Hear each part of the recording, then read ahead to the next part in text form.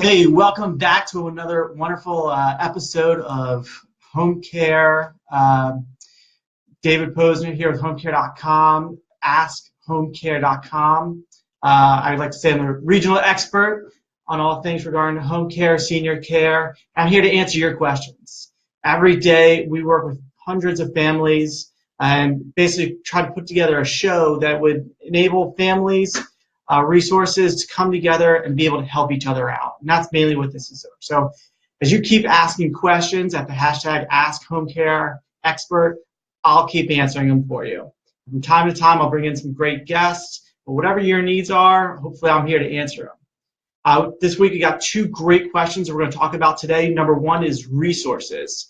So I've got a lot of questions this week as far as who can I go to help with whatever. This is my first time dealing with dementia or Parkinson's. How can I find a resource? Another big question that I got this week is paying for care. So that's going to be the second topic I'm going to be talking about today. So without further ado, we'll start with question number one. We're going to use Andy's questions. So Andy from New York, thank you very much for sending this in. This is good regarding resources. So his biggest question was, I just found out that my dad has dementia. Besides HomeCare.com, and thank you so much for hitting us up, where else can I go? What other resources are out there for families like ours just trying to understand what to do? And so, Andy, for your question, I'm actually going to break it up in two different parts. First, I'm just going to talk about senior care in general and the different resources that are out there. The second part of it, I'm going to answer regarding dementia, because there's actually some specialties out there, some great companies that are specific, to dementia care. So let's start off with senior care. So last week, and feel free to go back to HomeCare.com videos, you can look up how I broke down home care and home health. For those who didn't get a chance to check out those videos, so home care is what HomeCare.com does. We have basic aides or certified nursing assistants that can help with the basics, the bathing, the dressing, the toileting, what we call ADLs. Another great resource out there is home health.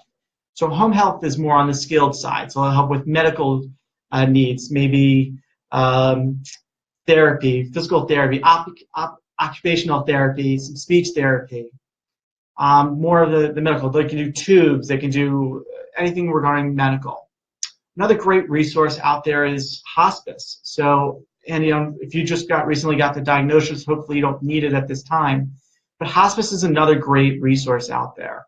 Some great companies here. We're in the DC metro area. We've got Capital Caring, got Vitas, got Heartland, some of the bigger ones. I know some of those are also national companies that you can look into. A hospice, similar to home health, you need a prescription from a doctor that says with hospice 6 months or less to live. But it is a phenomenal resource to families that are nearing the end of life and need that extra help. Another great resource out there is assisted livings. And there's actually a couple, or nursing homes.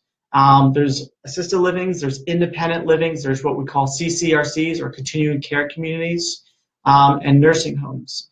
So each of them are a little bit different. Let me break them down for you. So for some of those people that might not know the differences between them, I see Nick joined us today. Hi, Nick. How are you?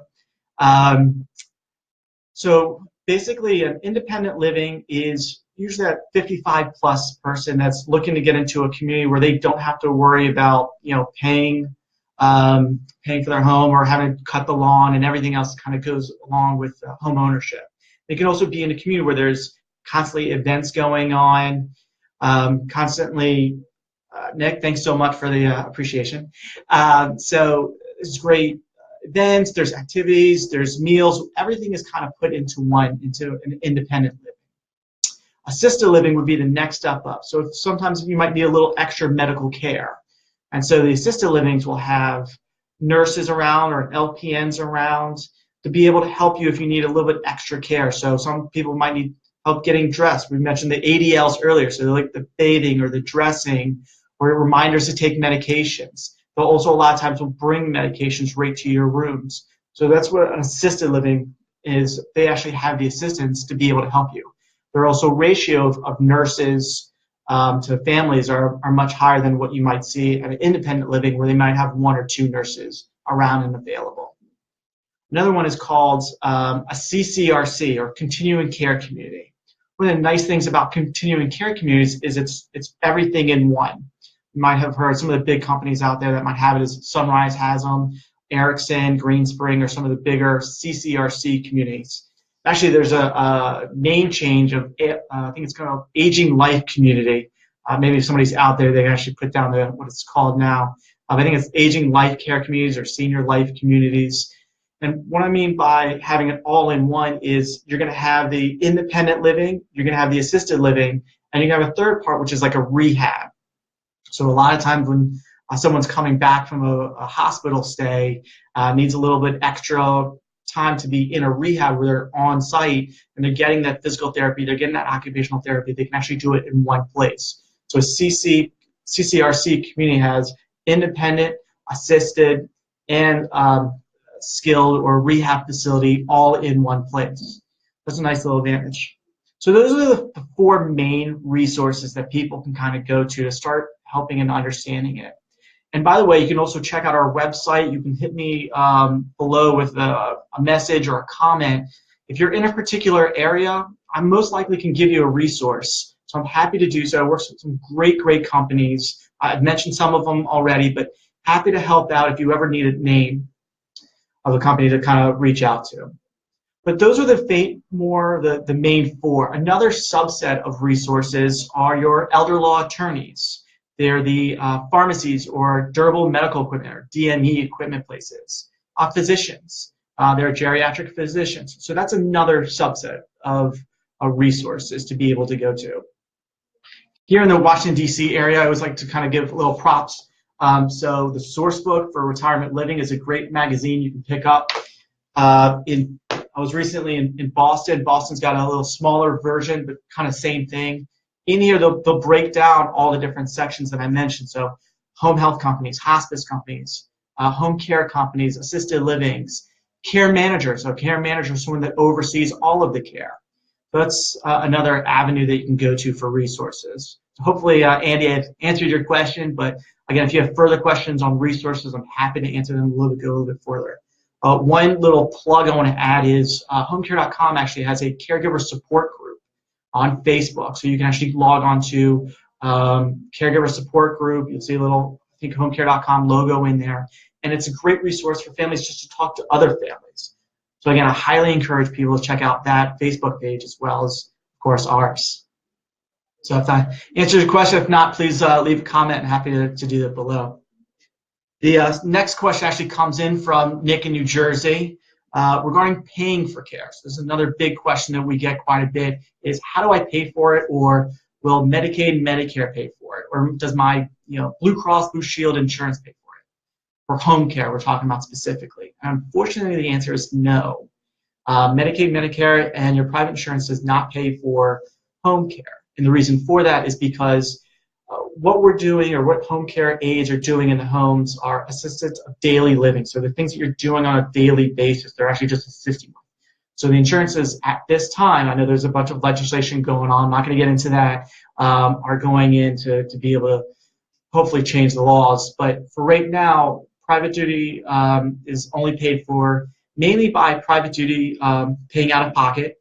It's also paid for, I see that Eric joined us. Eric, how are you doing? I see Andy joined us. Hi, Andy, how are you doing today? But as far as going back to paying for care, so a lot of it's going to be out of pocket is the main source. So 90% of our families that we work with are paying out of pocket. Some other resources are VA benefits. So home care companies will take VA benefits. Strongest is just going to VAbenefits.com or Veterans Affairs.com to be able to look into those websites. Again, we partner with Vet Care is another company that we kind of partner with to be able to help the process, and it's very tiresome making sure that everything is set. You've got for VA benefits, you've got to obviously serve in the military, honorable discharge, and there's a few other things to go through. One of the other things that does pay for it is long-term care insurance. So a little bit different than health insurance. Long-term care insurance is companies like John Hancock or Genworth. And so you've bought a long-term care insurance policy, and those actually help pay for home care or private duty care. But again, a lot of the times it's coming out of the pocket of the person that's kind of paying for the private duty aid to come into the house. So, and as far as ranges, I don't like to talk too much, but you're going to see a huge range on prices for home care services. I've seen as high as $30, and it's usually by hour, so $30 an hour, down to $20 an hour. If you go to Genworth, they actually have a survey that shows the average per state. And if you're in the Washington, D.C. metro area, it's about $25 an hour. HomeCare.com, we started about $21 an hour.